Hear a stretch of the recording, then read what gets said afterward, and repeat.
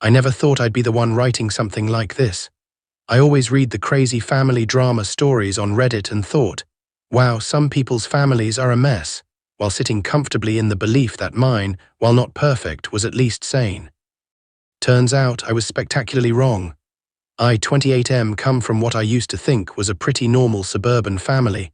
My parents, Greg and Lisa, were high school sweethearts, married at 22, had me at 25, my brother Jake at 27, and my sister Emily at 31.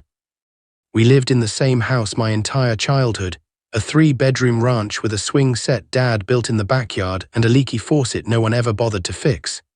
Growing up, my parents were solid, not overly affectionate but stable. Dad worked in finance, he was gone a lot, but we never struggled. Mom was a stay-at-home parent until I hit middle school, then started part-time at a local clinic as a receptionist. She was the classic, do-everything mom, bake sale queen, soccer team carpool driver, PTO vice president. I had no reason to suspect anything was ever off. Until about 6 months ago. It started when my dad had what we thought was a minor stroke. He was lucky. He caught it early, got treatment and came out mostly fine, but he was out of work for a while. That's when I started noticing weird stuff with my mom.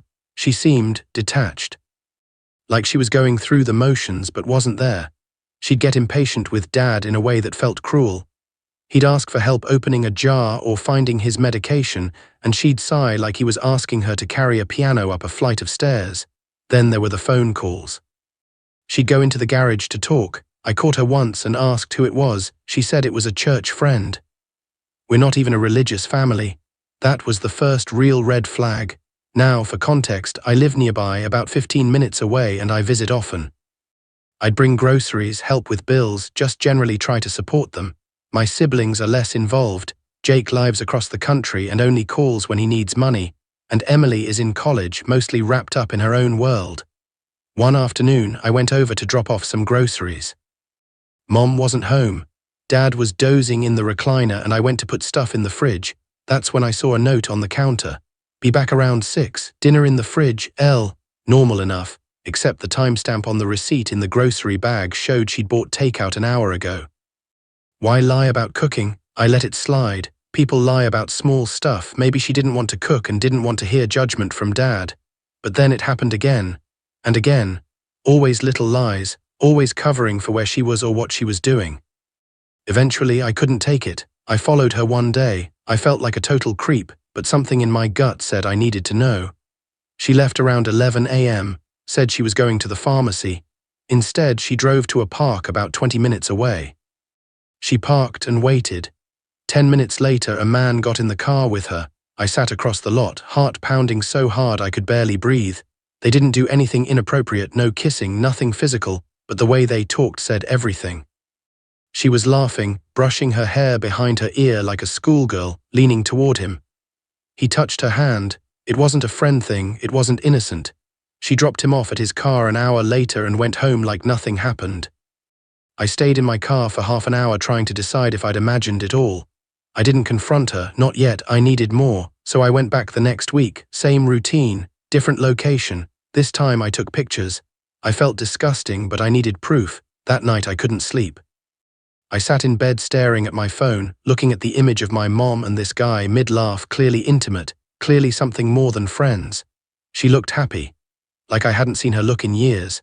I finally broke and told my wife, Hannah. She stared at the photo for a full minute before saying, "You need to talk to your dad." But I couldn't, not yet, not when he was still recovering, not when he still looked at her like she hung the moon, so instead I started digging. I figured out the guy's name was Alan. He was listed as a board member on the clinic website, her clinic, a dentist. Divorced, mid-50s, nothing sketchy on the surface. I dug deeper, found his Facebook. It was mostly private, but the profile pic was a red flag, him and my mom at a gala side by side. I checked the date. 2 years ago. That was when the scope of it hit me. This wasn't a fling. This wasn't a rebound or some emotional affair she fell into during Dad's stroke recovery. This had been going on for years, and somehow we'd all missed it. I started watching more closely. She had 2 phones. I saw her using one to text in the pantry, then switched to the other when Dad called her. I got into her car once and saw a second charger tucked into the glove box. She was careful but not careful enough. Eventually, I confronted her. It was a Sunday. She was in the kitchen making coffee, acting like everything was fine.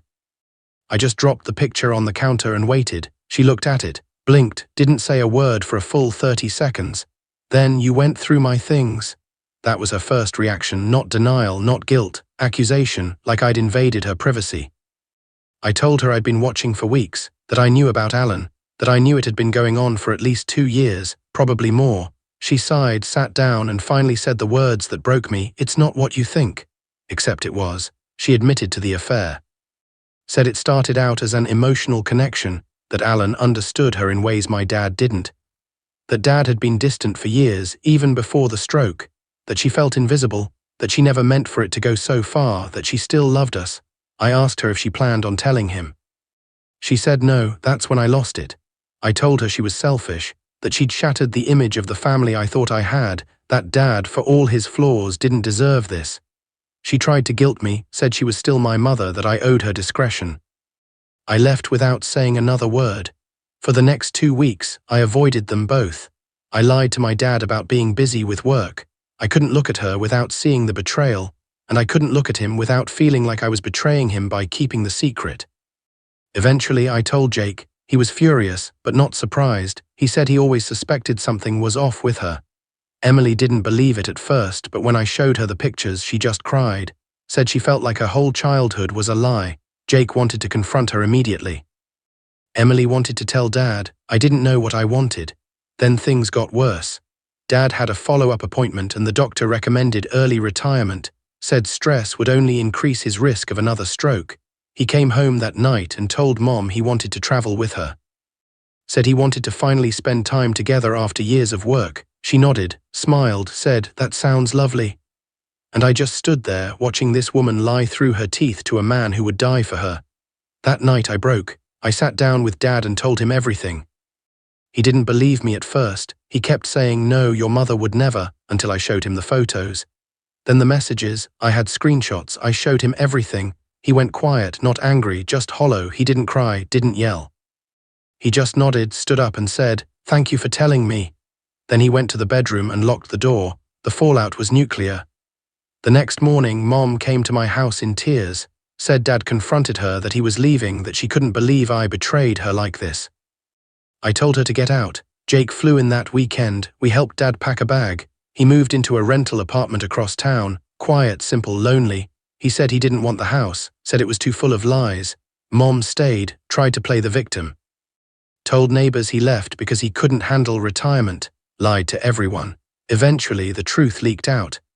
Emily told one of her friends, who told her mom, who told the entire neighborhood. People stopped waving at her. PTA moms ignored her at the store. She tried to act like she didn't care, but I saw it in her face. She was unraveling. Alan, he ghosted her. The second things got real, he bailed. Apparently he was fine with being the side guy, but didn't want to deal with the fallout of being the reason a 30-year marriage ended. Coward. Now 6 months later, things are quieter, but not healed. Dad's doing okay. He started painting, joined a community center. He seems more peaceful now, but there's a sadness in his eyes that wasn't there before. Mom still tries to reach out, sends holiday texts, birthday cards. I don't respond. Jake cut her off completely. Emily talks to her once a month out of obligation more than anything. As for me, I'm still angry, still grieving the version of my family I thought was real. Sometimes I wonder if I did the right thing, if I should have stayed silent. Let Dad live in blissful ignorance. But then I remember his face when I told him. The way he finally saw the truth. And I know he deserved that much. People always say family is everything, but sometimes family is just the people who didn't lie to your face while tearing everything apart behind your back. The thing people don't tell you about betrayal is that it doesn't end when the truth comes out. It lingers. It seeps into everything like smoke after a fire, and no matter how many windows you open or how long you let it air out, something always smells scorched. In the weeks following my dad's move into the apartment, we all tried to act like we were adjusting, like things were moving forward. But every conversation with him was edged with pain, like he was waiting for the other shoe to drop. He'd ask about Emily's classes, then fall quiet halfway through her answer. He'd stare at the photos on his phone like he was trying to convince himself they were still real. One night, I brought over dinner to his place. We were watching a baseball game when he suddenly said, Do you think she ever loved me? I didn't know what to say. I could have lied. I could have told him yes, that people make mistakes, that love changes, but all I could manage was, I think she loved the version of you that made her feel safe, and when that wasn't enough anymore, she stopped trying. He nodded, didn't say anything else for the rest of the game. Meanwhile, Mom was spiraling. At first, she tried to pretend like nothing had happened. She went to work. She posted fake happy photos of her garden and her quiet mornings with coffee on Instagram. But when Alan stopped returning her calls and people started whispering behind her back, her composure cracked. Emily told me that Mom had shown up at her campus one day unannounced, just sat on a bench outside her dorm crying. Emily didn't know what to do. She sat with her, handed her a tissue, listened to the same circular monologue about how lonely she'd been, how she'd never felt seen in her marriage. Emily said she wanted to scream, "You were seen, you just didn't want what you had anymore." Jake, on the other hand, was brutal. He sent her a single text that read, "You made your bed," then blocked her. He told me he had nothing left to say to someone who could lie for years and smile at Christmas dinner like nothing was wrong. I wasn't that decisive. I wanted to be. But every few weeks I'd get a voicemail, always at night, always some variation of, "I know you hate me, but I miss you," or "I made mistakes, but I'm still your mother." I never responded, but I didn't delete them either. I couldn't. Then came the financial mess. Unbeknownst to any of us, Mom had been taking money from the joint savings account, not a lot at once, just little withdrawals over years. Spa days, hotel stays, gifts, nothing overtly suspicious, but it added up. When Dad finally looked into it, nearly $40,000 was unaccounted for. He confronted her. She claimed it was house expenses. He asked for receipts. She had none. He called me the next day, devastated all over again. "She stole from me," he said. "She didn't just lie, she robbed me." I helped him get a lawyer. They filed for divorce officially, and because there was no prenup, things got ugly. She tried to argue she was entitled to spousal support. He countered with the financial records and proof of infidelity. She folded eventually, but not without drama. For weeks, the house was a war zone. My siblings and I had to coordinate visits like children of divorce. Emily stayed with Dad during breaks. Jake refused to step foot in the house again. I had to go back occasionally, mostly to collect old family belongings, and every time I did, Mom acted like we were just in the middle of a rough patch. She even said to me once, "When this blows over, maybe we can do Sunday dinners again." I wanted to laugh in her face, but I didn't. I just told her, "This isn't weather, Mom, it's fallout." What broke me the most was going through the old photo albums. I found them in a closet while grabbing stuff for Dad.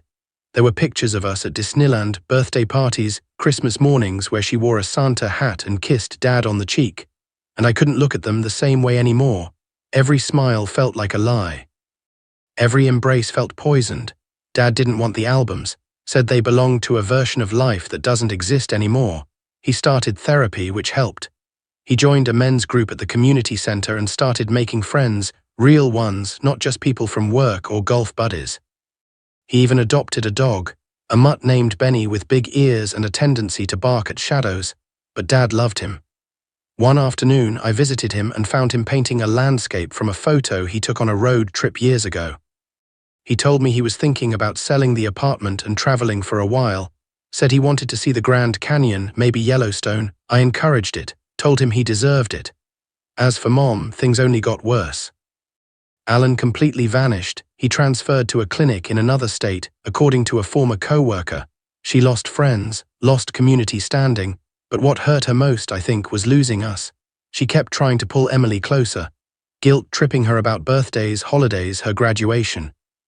Emily, to her credit, kept boundaries firm. She'd meet for lunch every couple months but refused to discuss the past, and she always paid her own way. Jake had zero contact, didn't invite her to his engagement party. When she found out from Facebook, she left a comment, "Wish I could have been there." "Love you," he deleted it. Me, I was in limbo. I'd go months without talking to her, then feel a pang of guilt and pick up the phone. Every time it was the same. She'd sound fragile, ask about Hannah, ask about work, pretend like nothing ever happened. And then, just when I thought maybe we could have a neutral conversation, she'd say something like, "If your father had been more affectionate, none of this would have happened." And it would all come rushing back. The anger, the betrayal. The way she looked my father in the eye every day while living a double life. I realized eventually that what I missed wasn't her. It was the idea of her, the mom I thought I had, the woman who made pancakes on Saturdays and stayed up late sewing my Halloween costumes. But that woman had made a choice, 1,000 choices really, to lie, to cheat, to steal. And once I accepted that, I started to let go. The final nail came a few months later. Dad invited all of us to his new place. He'd finally bought a small house near a lake, quiet, peaceful, full of light. He made burgers and we sat outside on the deck drinking beer and watching the sunset. At one point he raised his glass and said, "To truth, no matter how ugly." It wasn't bitter, just honest. That night Jake pulled me aside and said, "We did the right thing, you know." I nodded, I knew. But hearing it out loud helped. A week later, Mom sent an email. It was long, rambling, a mix of apology and justification. She said she never meant to hurt us, that she was human, that if we ever wanted to rebuild, she was open. I didn't reply, not out of spite, just because there was nothing left to say. That email was over 3 months ago. Since then, things have settled.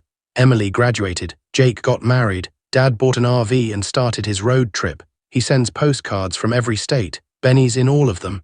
As for me, I'm focusing on the family I'm building. On being the kind of father who tells the truth, who shows up, who understands that love isn't just feeling, it's loyalty, it's presence. It's not screwing over the people who trust you most just because you're bored or lonely. Sometimes I wonder if Mom thinks about what she lost, if she regrets it. But honestly, it doesn't matter anymore, because in the end, the truth didn't just blow up our family. It cleared the smoke. It let us all see things for what they really were. And painful as it was, I'm grateful, because now, finally, we're free.